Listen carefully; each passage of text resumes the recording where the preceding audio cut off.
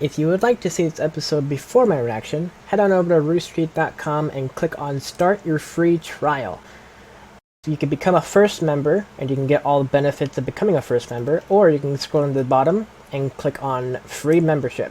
This will make an account on the website, which you can see episodes 1 week before they hit YouTube, and if you become a first member, you can see episodes the day of release. So, thanks for watching, and enjoy the reaction. Welcome back to some more RWBY Volume 4, Chapter 4 this episode. Super excited. Last week we had a World Remnant, so we never got to continue the story. That sort of thing. So I'm super excited. I did see the thumbnail, which is like 100% unavoidable in this like situation. Which is Yang. So this episode's about Yang. Maybe not mainly, but Yang's in there. So yeah, in a way, I guess that's sort of what I predicted. But we did get a little bit of Yang last chapter. So I think this chapter might be more focusing on Yang. So that way, like, because chapter 3 was all about Blake, mainly, and then we cut to Yang, for a couple scenes, but chapter 4 might be just like straight out like all Yang. So my prediction might still come true in the fact that, you know, chapter 4 might be dedicated straight to Yang. Might jump around too with other characters too, but who knows. So many of you might already know this, but I did get my teeth in. I'm not wearing them now because I don't feel comfortable talking with them yet. Because I do have a problem talking with them. Pretty bad actually. But I'm getting a little bit better with it. I'm starting to get used to it a little bit. But for recording purposes and stuff, to make it sound like I'm not like talking in like a tube or, you know, sort of thing like that, I took them out so that way I can react, you know, without thinking about my teeth in my mouth constantly. That's another thing, like, too. Like, I'm like well aware that my teeth are like in there, and so that's kind of like always messing around with me, whatever, or messing with me. So, anyways, let's get started with this chapter 4. Here we go. I'm excited. So, I'm assuming this episode. Also, why is it so low? Oh, that's why.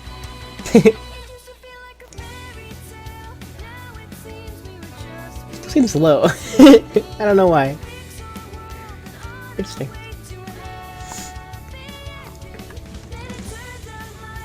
It's not too low. I don't know. Seems lower than normal. But anyways, this episode, like I said, probably about Yang. So I'm expecting stuff like this, where we're gonna see like her inner demons and stuff, and like what she's dealing with Adam, and maybe those two.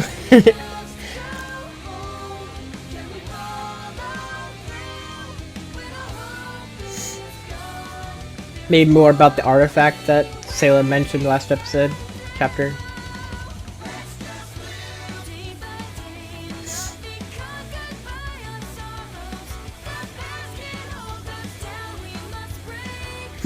So hopefully I can also get into a call, like a discussion thing, this episode, chapter. Because last time I never got a chance to do it. Here we go. Farm boy! Okay.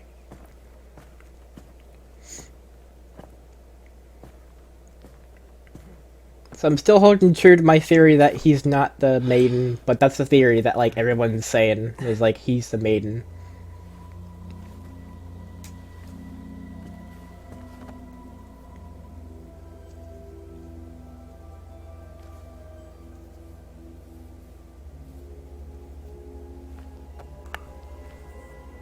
Hello?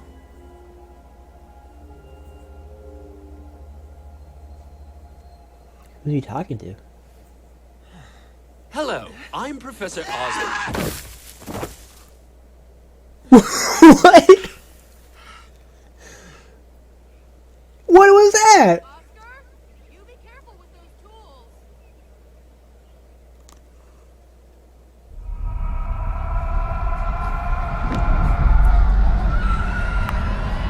Oh crap. So this is like her nightmare thing? Way more intense than Ruby for sure. Got both her hands. Oh snap. That's him in his power up state.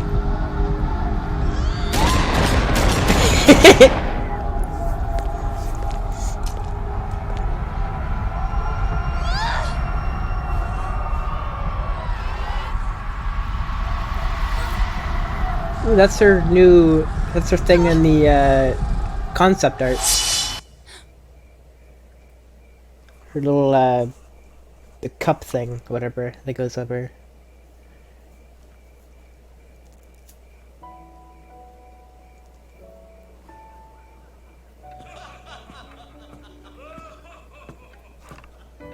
Let's report! Hey!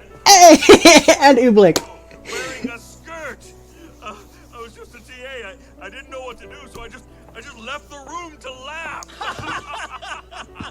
Yeah, we told him it was a kilt. He'd never worn a uniform before, so he didn't know. Oh, that is terrible. What is wrong with you? Hey, the girls all said he had nice legs. I did that jerk a favor. Besides, that's not even the best part. See, then we... Like what you see? God. So who are they talking about? They're talking about Port or Crow, who wore the dress kilt, the thing, whatever. Oh, Miss Xiaolong, please join us. Yes. Pull up a chair. Please pull up a chair. I'm good.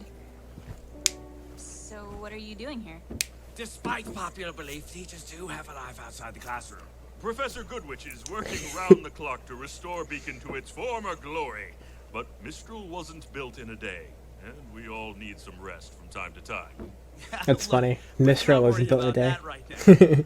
So, there we were, standing in the auditorium, looking at Crow wearing a skirt. And Oz tells everyone it's time to work on our landing strategy. The Broadway twins have always been interesting, to say the least. That sure Interesting. didn't seem to stop young Ty. So Ozpin was the teacher, or And she's right here. headmaster Oh, please. back then. She's a mature young woman. If she can handle combat, she can handle a few jabs at her old man. That's not the issue, Pete. And besides, she's still a teenager. She is also in the room and can be directly spoken to. And I think I've been through enough to be considered an adult at this point. Adult or not, you still got a long way to go before you're ready for the real world. Oh my gosh, does every father figure just have the same 3 condescending phrases? Yeah, but we only use them when we mean it. Is that so? As a matter Uh-oh. of fact, it is so. If you honestly think that you're ready to go out there on your own, well, I guess you lost some brain cells along with that arm. Wow. Wow. Jerk! Are we finally talking about the Goliath in the room?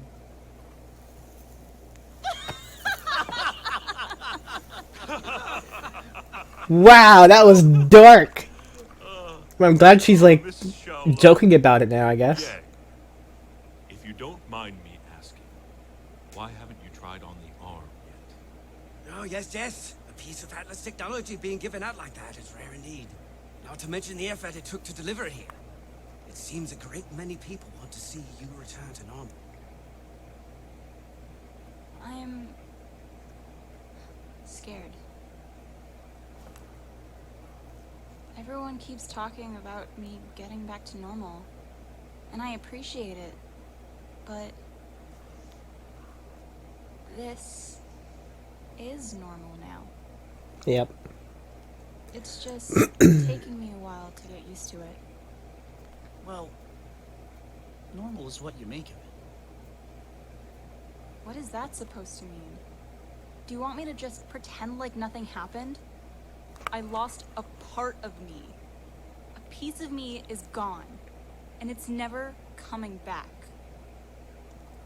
You're right. It's not coming back. But that doesn't have to stop you from becoming who you want to be. You're Yang Xiao Long, my sunny little dragon. You can do whatever you put your mind to. So whenever you're ready to stop moping and get back out there, I'll be there for you.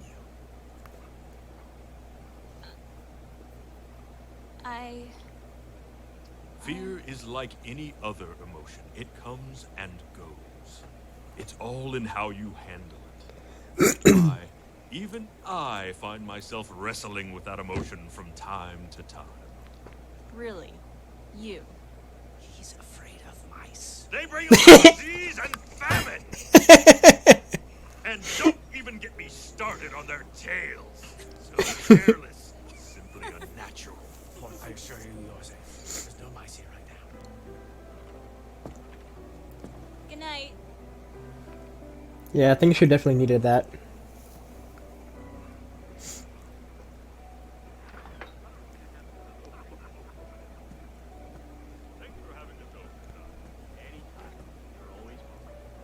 It may be a while before we return. There is still much work to be done at the school. I hesitate to ask, but is there any word from young Miss Rose? Not yet. Have you thought about going after her? Trying to bring her home? I've got to look after some things.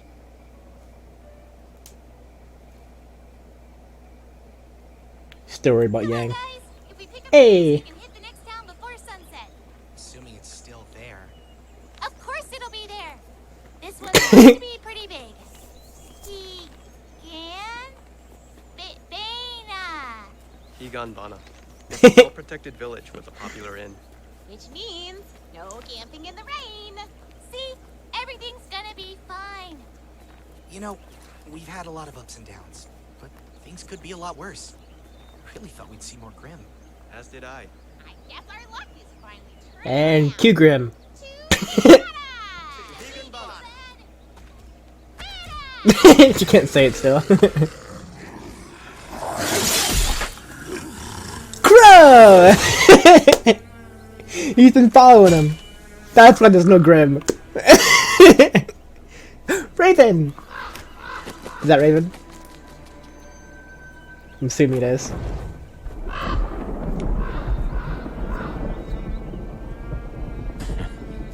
Luck.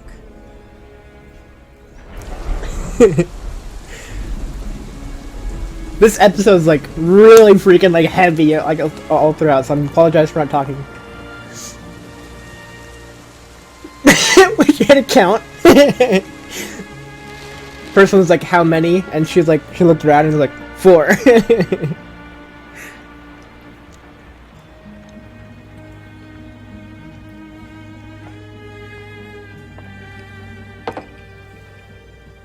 Oh, I didn't.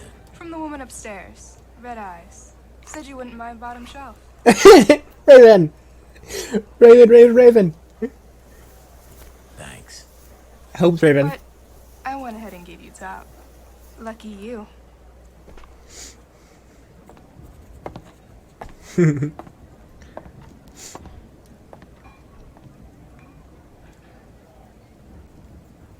Yeah.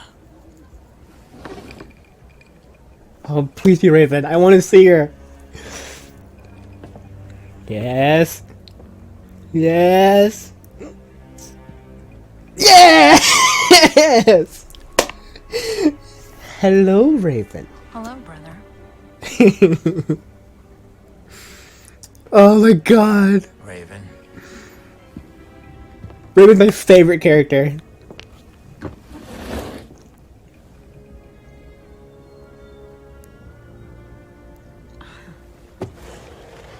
So, what do you want? A girl can't just catch up with her family. She can, but you're not. How about we get on with it? Unless you plan on keeping these coming. Does she have it?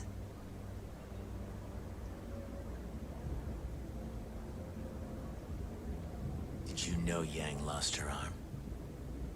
That's not... Rhetorical question. I know you know. It's just obnoxious that you'd bring up family, then carry on like your own daughter doesn't exist. I saved her. Once. Because that was your rule, right? Real mom of the year The train. material, sis. I told you Beacon would fall, and it did. I told you Ozpin would fail, and he has. Now you tell me, does Salem have it? I thought you weren't interested in all of that. I just want to know what we are up against. And which we are you referring to? Interesting. You should come back, Raven. The only way we beat her is by working together. All of us. You're the one who left. The tribe raised us, and you turned your back on. Interesting. They were killers and thieves. They were your family. You have a very skewed perception of that word. I lead our people now. And as leader, I will do everything in my power to ensure our survival. I saw. Very cool. The people of Shion saw too. The weak die, the strong live. Those are the rules. Well, you've certainly got someone strong on your side. I've seen the damage. We couldn't have known the Grim would set in as quickly as they did. I'm not talking about the Grim. And I'm not talking about you either. If you don't know where the relic is, then we have nothing left to talk about. I don't know where the Spring Maiden is either. But if you do, I need you to tell me. And why would I do that? Because without her, we're all going to die. What about the Winter Maiden and the And which Summer we Maiden? are you referring to?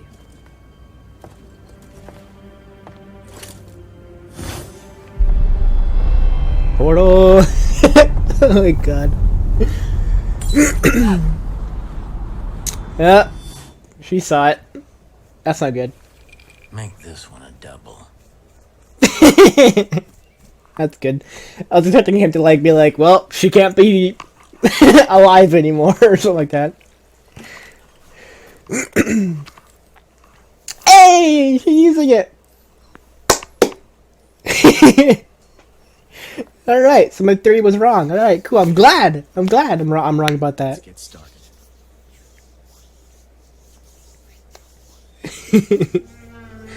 Oscar, that's his name. Interesting. Oscar, Raven and Crow. Let's see, who is that boy? Oscar's aunt. They have Oscar, voiced by Aaron, and the Oscar's aunt, which is Marissa Lenti. Marissa Lenti. Interesting. Interesting. And the waitress as well.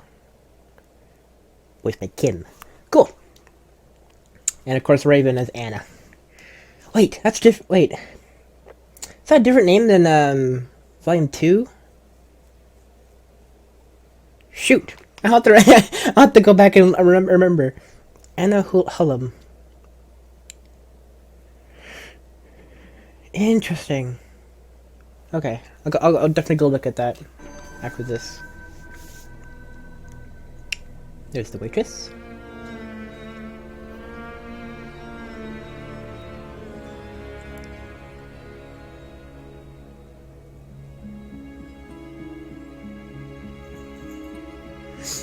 Trying to look at stuff that I might have to pause on, or whatever. Nope. Alright, cool. Here we go for this.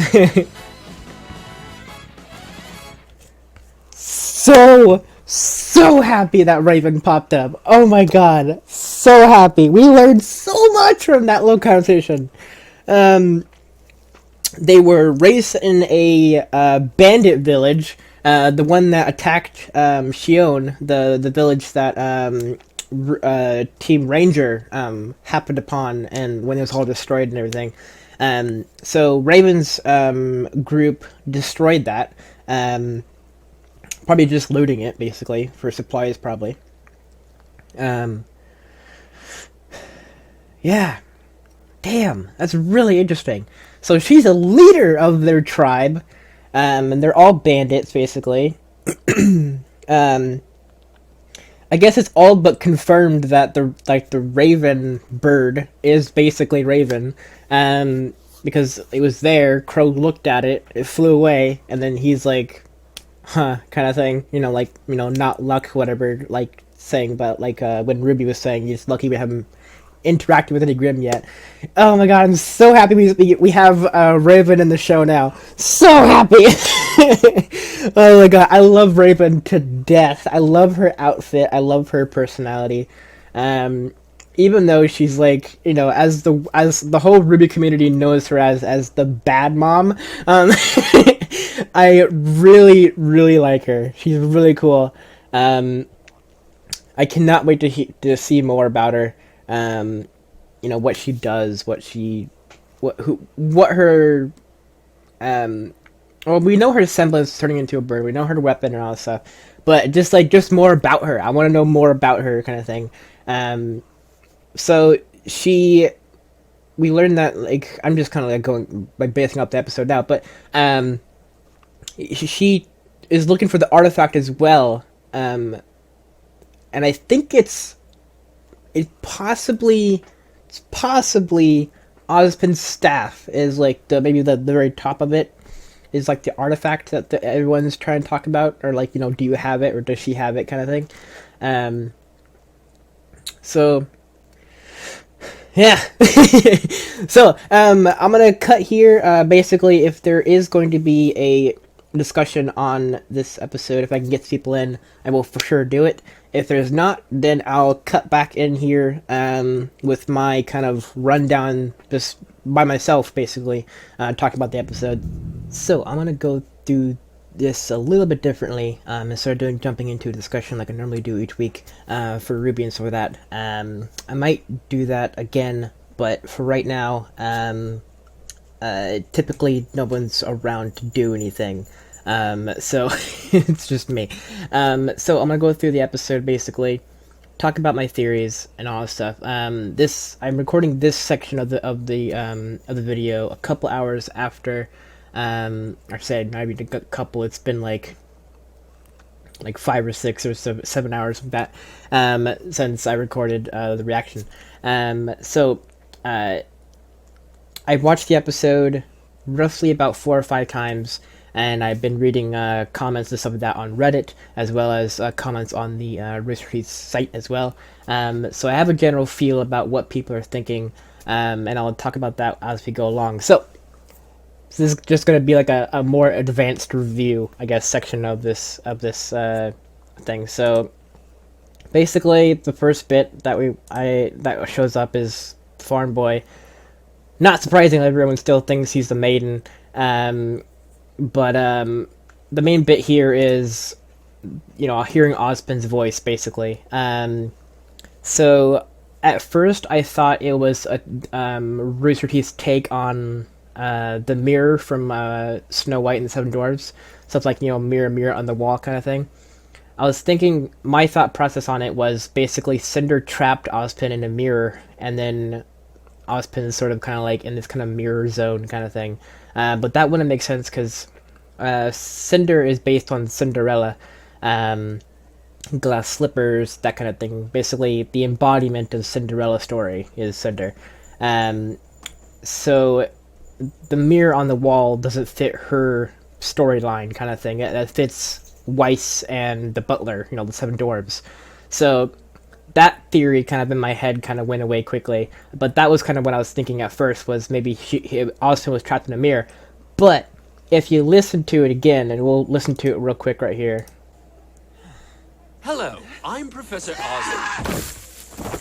Yeah, so that bit really, like, kind of screams, like, advertisement or, like, an announcement, that kind of thing. The way Ozpin talked there, you know, like, hello, I'm Professor Ozpin, kind of thing. So, like, it sounds like he's not asking for help. It's not something like he's trapped there, whatever. I think this is completely different. Somehow, either this boy's semblance is starting to kick up and he's starting to, like, figure out what his semblance is, or something else is happening. I don't know. It's such a weird scenario where, like, literally anything is possible at this point. But I don't think Ozpin is really there, where this kid is, where Oscar is. As we know his name now. His name's Oscar. Yeah, I feel like it's like an announcement, like over the radio or some kind of, like, you know, past broadcast, kind of like seeping in somehow. Also, I found it weird that Oscar also looked in the mirror and was like checking his hair, like he looked different to himself, kind of thing. Like he looked different. I don't know. But then after a little bit, we oh gosh, too far. We hear Oscar's aunt, that we know from the credits, talk to him there. So he isn't alone. That was another thing too. So now he has an aunt, and I'm for sure confirming he is a guy, which means he's not the maiden. Please stop saying he's a maiden, because I don't think he is.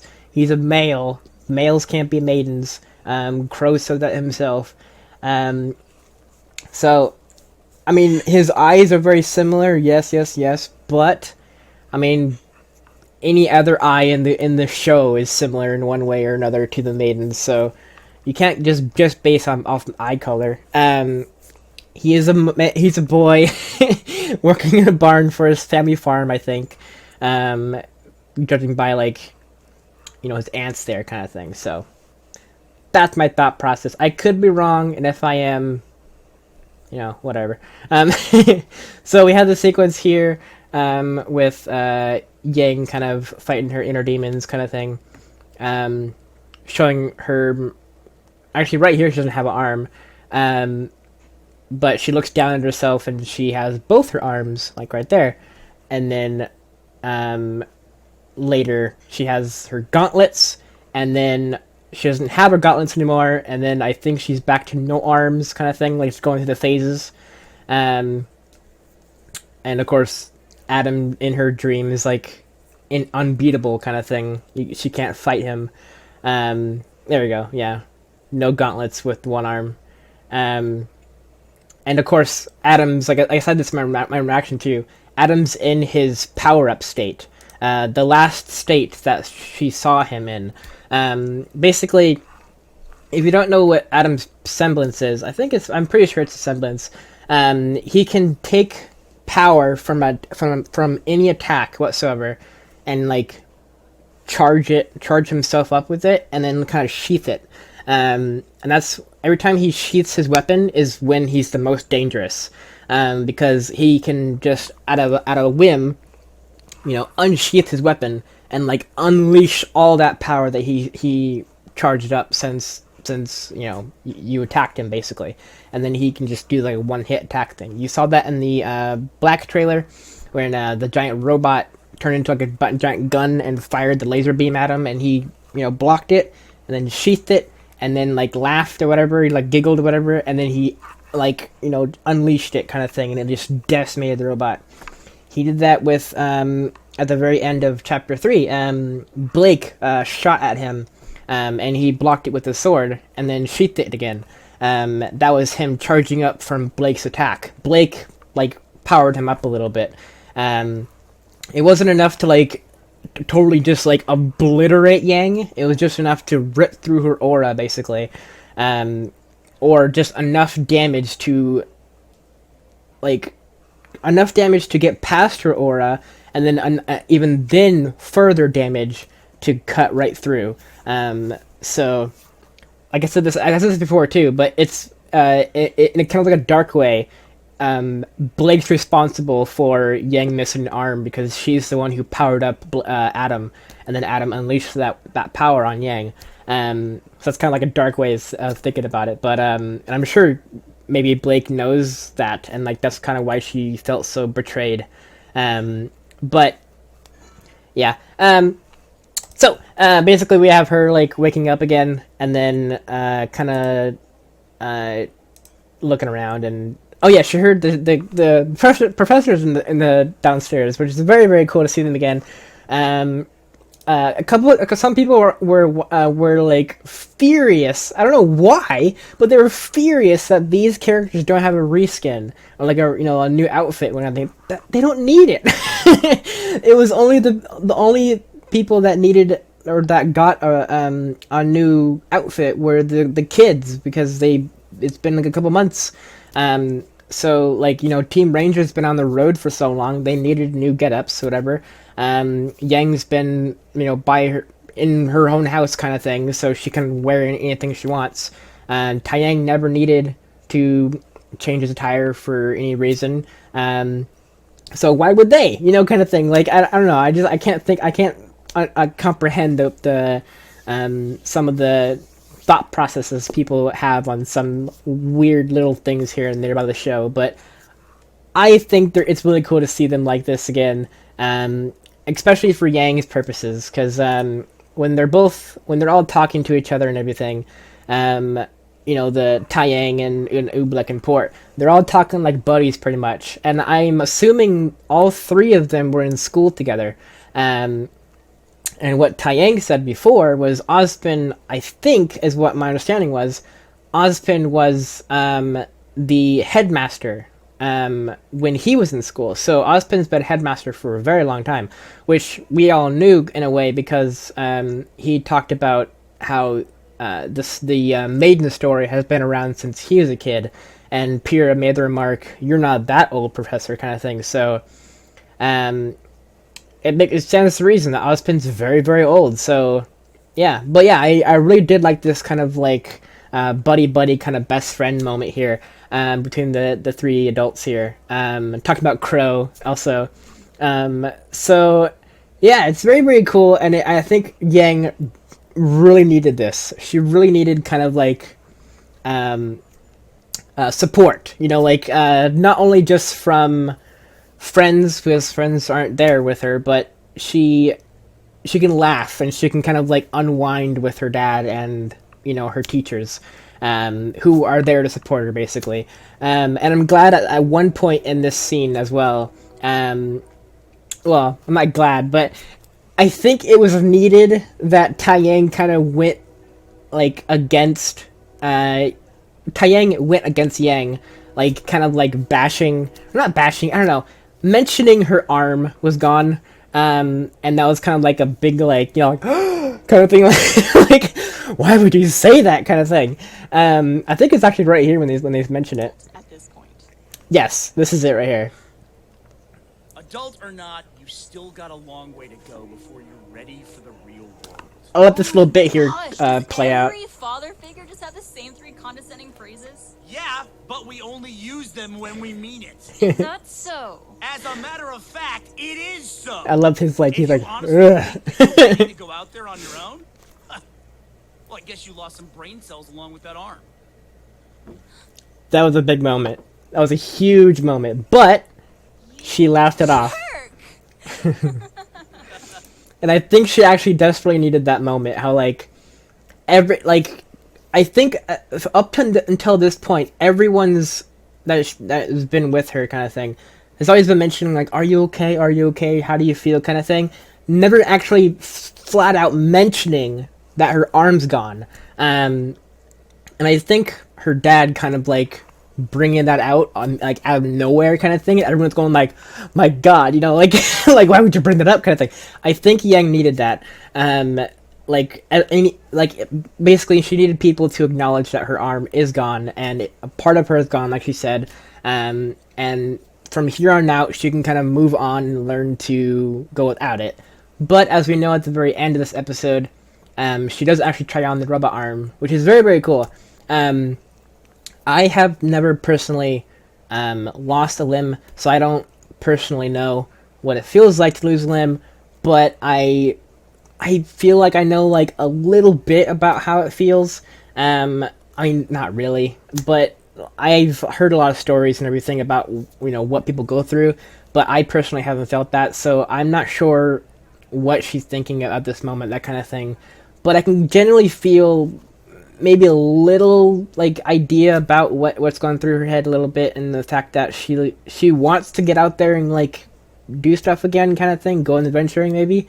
But she just, I think she's worried about Adam, and kind of like, you know, the person that took a part of her, kind of thing. She wants to kind of, I don't know, she doesn't want that to happen again, I think. I don't know, I'm not the best judge in that sort of personality trait, with like, you know, lost limbs and everything. So, I mean, at this point, I'm not the best person for that. Anyways, this part was pretty good because the teachers sort of kind of unwind and talk to her about it, and talk about the robot arm and, you know, where she got it, and or not, yeah, talked about where she got it, because they even said it's very hard for, or it's very rare that Atlas would kind of give out technology. So it makes you wonder, like, how many people in the world have Atlas technology, like, on them, in them, you know, whatever. Like, Ironwood's, like, basically half robot, or cyborg, whatever. Yang's got the prosthetic arm. I mean, like, who else has, like, a robot arm kind of thing? I mean, Penny's, like, full robot, but, like, who else in the world has lost a limb from grim attacks or whatever, and Atlas has kind of, like, helped him out? Because from what Oobleck and Port were saying, it's very rare. Like, it's a rare thing for them to actually help out, like, anybody, which is very surprising. Well, not surprising to the fact that Ironwood knows that Yang was, like, you know, was there at the fight.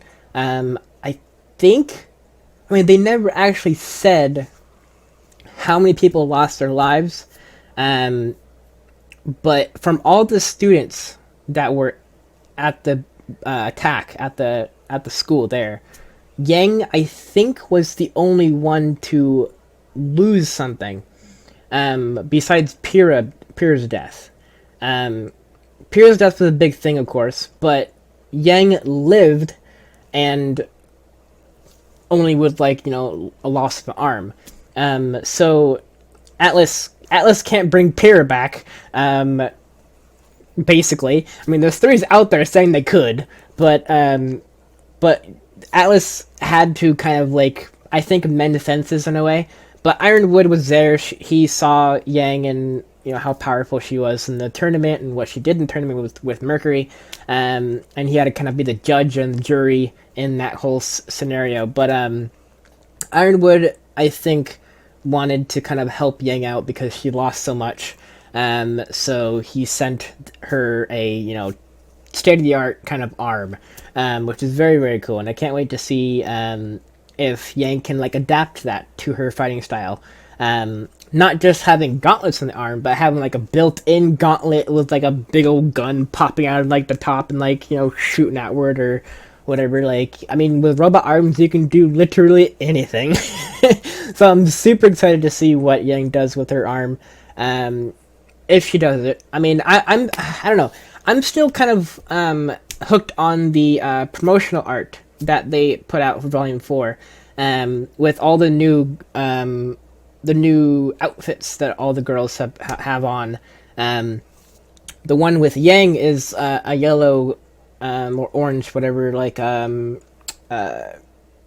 duster, like, cloak, and then her arm, as we've seen in this episode too, but it's like the arm with a little bit of band-aid wrapped around, and then, like, the cap that goes over.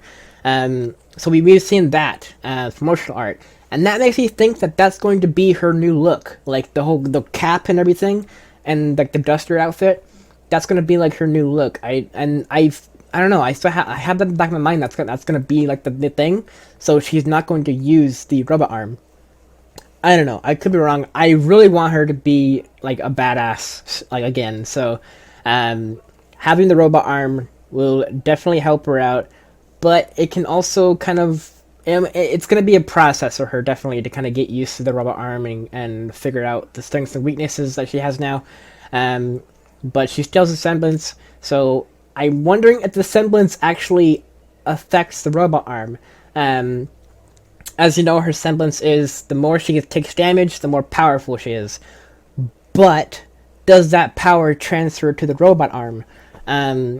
Because it's not fully, like, it's not an immune system. It's not, like, part of her bloodstream. It's not, like, you know, anything. I mean, it's a part of her, sure.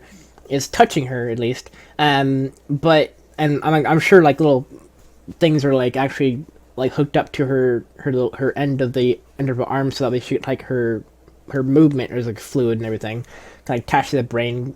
I don't know. Yeah, that's my big theory right now is, does her semblance work through the robot arm? And if it doesn't, then I can definitely see that being a hindrance to her ability. So I don't know. I can't wait to find out. Yeah, so later on, we see the teachers leaving, and they mention Ruby, which is very, very cool. They, you know, say, where's Miss Rose at, and that kind of thing. Taeyang, of course, wants to stay and help Yang out. He would I'm sure, more than willingly, at a drop of a hat, go and run after Ruby. But he has another girl there with him, and he needs to protect her and, like, you know, power her up, basically. And I'm sure once Yang's ready, I'm sure Yang might actually go after Ruby. I'm not sure. If not Ruby, then she'll go after Adam, probably. Or even Raven. Because that was like a big thing in Volume 3, that Crow gave Yang, like, where Raven was. So, and now we know from this episode, and we'll get to it in a second, but Raven is the leader of some bandits. So I'm wondering if he gave her the location of the village that the bandits, like, you know, live in or whatever. I'm not sure. It's gonna be really cool. I'm gonna find out from that. So yeah, a little cool scene with them. A very, very funny scene with Ruby trying to pronounce a village, and then Nora saying, you know, we haven't met many Grimm at all, which tends to be like a, why would you say that kind of thing? But then we find out that Crow's the one that's been kind of killing all the Grimm, so the Grimm don't attack him at all. Which I don't know. I don't know how I feel about that, because, I mean, of course he's protecting them, which is, like, full on fine. But I feel like if they see no Grimm at all through their journey from one village to another, I would think they would be very suspicious of, like, something's happening kind of thing. Like, I think for Crow's sake, he should let go, or let some Grimm, like some Beowulfs or whatever, just, like, come in and try to attack him. Something low threat kind of Grimm. Just to keep them, like, occupied, I guess. But, like, oh, there's some Grimm. Or, hey, there's not just like, oh, what a lovely day outside, and just, like, keep walking. Because then the ranger, I mean, of course, they're not this kind of, like, mindset, but they would get to the feeling about, like, oh, there's no Grimm here, and then let their guard down, and then all of a sudden a Grimm will come out and attack them, and they won't be ready. So I think for their sake, Crow should definitely let some Grimm attack them, just keep them on their toes kind of thing. But I can understand that being, like, a bad thing too. We saw in the character short as well that they did Ruby fought like a whole village of Grimm, and then we had the quest that one village gave them to go fight the Geist. So they have fought Grimm, and of course it's been months since they left Beacon and Vale and stuff. So, or I guess they left Patch first, but it's been a while for them. So I'm sure they fought many battles. But, like, right now, this feels like kind of like a kind of weird like situation where, like, Crow is, like, helping them in a way, but I feel like it's starting to slowly kind of sink in that it's like hindering the Team Ranger. I mean, I don't know. I could be just totally just kind of like wanting more fights, I guess. But we saw a cool scene with this, which I called it. This bird has always been Raven, which is very, very cool to see kind of like Crow acknowledge it in a way. Crow like looking at Raven and her flying away. We saw her, the Crow, at the very end of Volume 4, at the window near Yang, just kind of like looking into the window, and then it flew off. We've also seen her. We've seen Raven in the episode where Crow is first introduced. He's not first introduced, but I think it's like the second or third episode of season 3, where he fights Winter. We see a bird on the light pole thing, and then it flies off. That was Raven. So Raven's kind of been flying around, probably just gaining intel, and like kind of keeping an eye on things and figuring out information basically.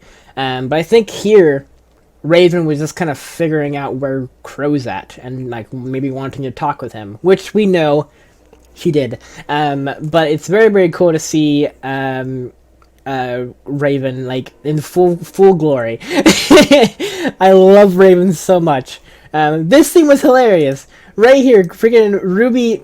This person on the left over here, this the tavern keep or whatever you want to call him, basically says how many rooms, or I think of some degree how many people or how many rooms. And then Ruby, for some reason, being the little dolt that she is, had to look around at like her whole team and count, and then be like 4. Like it took her until now to realize there's 4 of them total. Like it's so funny. But we had a cool scene here with the maid or bartender or whatever we're gonna call him. Her give a drink down to Crow. He never asked for one yet, or he never asked for one. She mentions it's up from the girl on the top balcony up there with the red eyes. I immediately like was hoping for a Raven, and it was. But some people were mentioning actually, who was it? Crap. Somebody messaged me on Skype. It was Tyler. I don't know your YouTube name, so I apologize. But from time to time, Tyler talks to me. Not my gaming friend Tyler, a different Tyler. And they pointed out something really interesting that I missed the first time watching this, which was basically the waitress was of course flirting with Crow, but Raven asked to give him a drink from the bottom shelf, like of the bar, and then the waitress ended up getting from the top shelf, which is like typically the top shelf is like the best beer, the best liquor, the best everything, whatever. Bottom shelf is usually the most grabbed, so that's most likely like the youngest stuff, I guess, in like certain terms.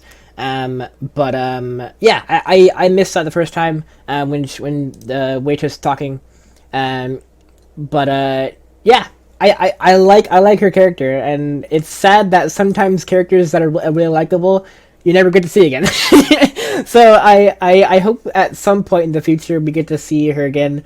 Her and her voice actor again, maybe not playing the same role, but like play a different character kind of thing.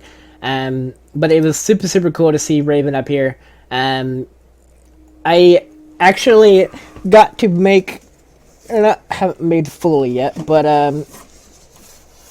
I still need some more work on it. But I started making my own Raven mask, and it's crap, I know. But I made it out of cardboard and stuff. So I was bored one day. Yeah, I love Raven's mask so much. I wanted to make like a full mask of it and then put it behind my shelf over here. or something. But Raven's outfit is incredible. I love her outfit so much. Like the whole fake hair kind of bit on the end. Super, super cool. I love Raven so much. Even though she's like, the leader of the bandits or whatever, but I still love her. She's awesome. Her weapon, of course, is behind her, and everything. But yeah, this whole conversation is very, very, like, heavily info. Like, you get info over everything. I also love her gauntlets on her arm thing. It's really cool how, like, one at the end sticks up a little bit. But yeah, we learned that both Crow and Raven both were from a bandit clan. They were raised there, bandit village. And Crow decided to, from my understanding, Crow left the family, like Raven's family, basically, to go out and do his own thing. But I believe maybe he left after they got out of Beacon, because Crow, Raven, Tang, and Summer, Team Stark, they were a team together, so they had to be a part, like, of the clan then, maybe, or maybe that was them kind of going to Beacon to go learn about being a hunter and a huntress, whatever, a huntsman, and then after that, maybe Crow decided to leave and not go back to the village and just kind of do his own thing, and Raven decided to go back to the village and, continue helping them out and everything. And then, as we know from this conversation, she kind of rose to be, like, the leader of the bandit faction. So I'm actually wondering, they mentioned that they attacked Shion, I think is the village name. The one where Ranger went into it to get the airship, and the whole town was destroyed and everything. Attacked by bandits and then Grim. And Crow said they must have had somebody powerful on their team, because it, like, the state of the whole village was in, like, shambles and stuff. And then Raven mentioned that they had to be quick. They were in and out, and then, like, the Grim kind of came in, like, suddenly. So it seems like they have somebody on Raven's side who is very, very powerful, and I cannot wait to find out, like, all about the bandit village or whatever, if we're gonna ever get to see it in this arc, or another arc down the line. I would love to see more Raven. I love Raven so much.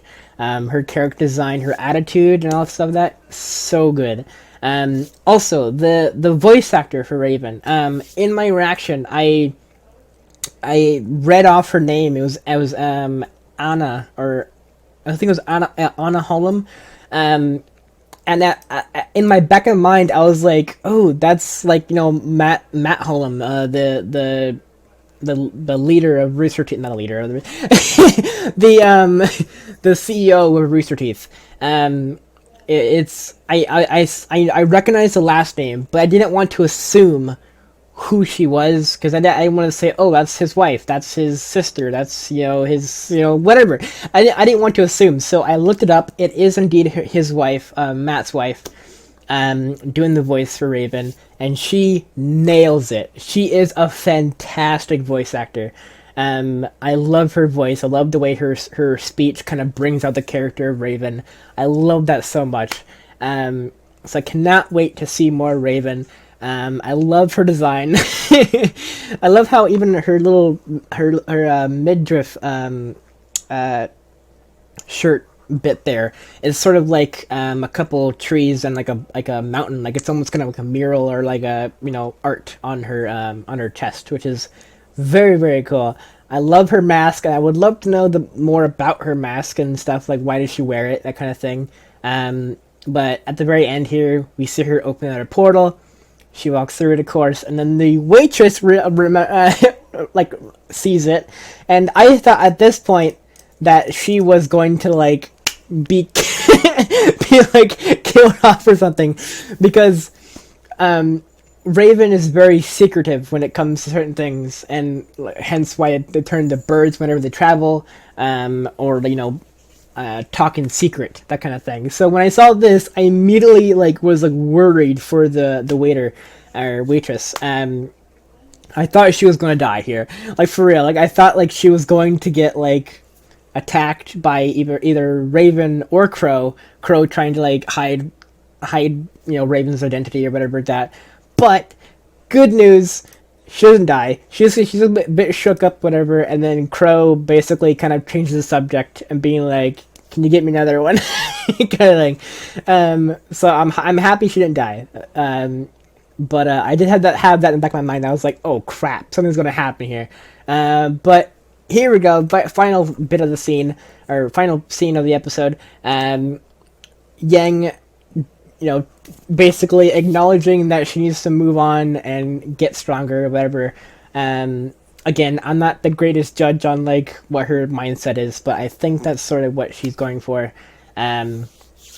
But yeah, she's at least trying it out. That's the main thing. She's trying out her arm, and yeah. So that's basically the episode.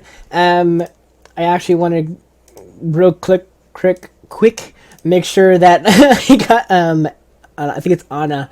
I want to make sure Anna. Okay, I couldn't remember if it was Anna or Anna. But yeah, one of those. Anna Hullum. Very, very cool voice actor. And then Kim doing the waitress. Who else was new? Oscar is Aaron. Dismook. Oscar's aunt, Marissa, that sort of thing. I didn't actually look up those names. Actually, I could probably look it up right now. Let's look it up right now, shall we?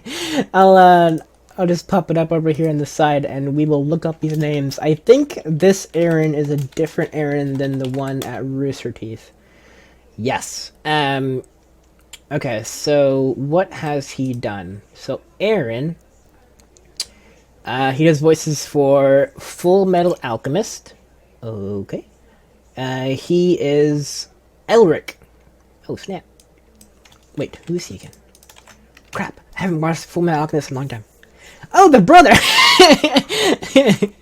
Okay, so he's this character in Full Metal Alchemist. I'm assuming for possibly the English version of the show.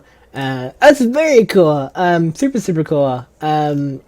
So he also does additional voices for Attack on Titan, a bunch of other stuff like that. But that's actually really cool that he's the brother. He's crap, I can't remember his name now. It's been a little while since I saw the show. I'm trying to look through here a couple of things. He did a thing for One Piece. Yeah. Ooh, he's actually a writer. Tokyo Ghoul. Oh snap! And archive footage for Brotherhood. Interesting. So he's a script writer for one episode for Funimation for Tokyo Ghoul. Interesting. Yeah, he's super cool. For those of you who don't know what he looks like, also, here is what he looks like. That is him. I don't recognize him at all. So, I mean, typically voice actors you don't tend to recognize because you don't actually hear the voice. Also, Oscar never talked in this episode very much, so I mean, we can't really base anything off of that. He said hello or whatever. Okay, Marissa. Ooh, she's pretty. Okay, so what does she do? Let's see. Marissa. Marissa does voices for Wasteland 2, Dark Matters video game, that sort of thing. So not much. Interesting. She's actually credited as for 2 episodes for RWBY. I'll have to look into that later. But for right now, we know that she's Oscar's aunt. Actually, yeah. Let me look real quick. Damn it. I'm gonna have to look at this point. Okay, Marissa. Wait, yeah, Marissa. She's not on here. Okay, so I'll have to look at it later. But she's credited for the next step and Remembrance episodes. So that's actually 3 episodes, because this is the first time she's actually voicing Oscar's aunt, that we know of anyways. But yeah, she does actually a lot of voices for video game characters. So that's pretty cool. Okay, so who else? It was the waitress, right? Kim Newman. It's a guy. Apologies. Wait, what? That can't be right? Right? The waitress is Kim Newman, but the picture is a guy. Interesting. Okay, I'm trying to figure out a way to get past this guy that's called Kim Newman. I don't think I'm gonna find Kim. The voice actor for the waitress might be kind of like an unknown voice, or like part of the company or something. So I'm not sure if I can find. Oh, here she is. Very cool. Actually, on the RWBY Wiki, I actually found her page. So Kim Newman is a 3D animator. Very, very cool. So, she animated several key scenes from RWBY Volume 3, including the death of Pyrrha Nikos. Oh god. And performs motion capture for various characters. She has also supplied additional voices for Do Gale. Super, super cool. Awesome. So here's what she looks like, for those of you wondering. Also, she tweets, so if you want to see her tweets and stuff, that's what she does. Oh, there she is. Didn't animate much this episode, but I did get to flirt with Crow. That's awesome. So yeah. So that's all the new characters, I believe, right? Okay, Oscar, yes, okay. There we go. Also, Anna Hullum is also a lawyer. I'm not sure if she's a lawyer for Roosterteeth, but she's credited as a lawyer for her like profession and stuff. So yeah, I don't know. Anyways, I would fully enjoy seeing Raven more on the show, and I would love to see more about Oscar and who he is and what his story is and why he hears Ozpin, or why Ozpin, why he was there, kind of thing. Excuse me. But yes, I highly enjoyed this episode. This episode was fantastic. The writing was incredible. Just awesome. All the way through, the writing on this episode was awesome. A bunch of people on Reddit and everything were kind of saying how the Volume 4 seems very slow and the pacing and everything. I don't see that. I mean, I can definitely see people thinking why it's slow. I can definitely see evidence of that, but like I don't see it being slow.